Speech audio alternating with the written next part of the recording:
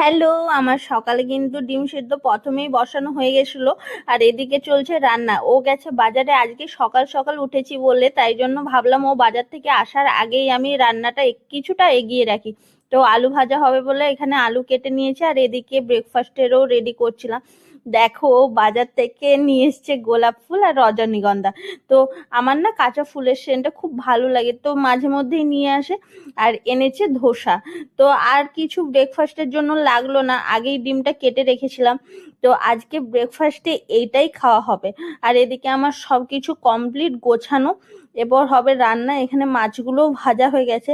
Basically গেছিল মাছ আনতে, কারণ আমাদের বাড়িতে খুব কমই মাছটা হয়। আর এখানে আমি সুন্দরভাবে জলের মধ্যে রেখে দিয়েছি ফুলগুলো। খুবই ভালো লাগে সেন্টটা, যখন রজনীগন্ধার সেন্ট তো দারুণ।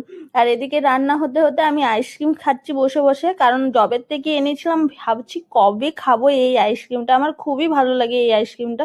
তো রান্না করতে করতে খেয়ে নিলাম।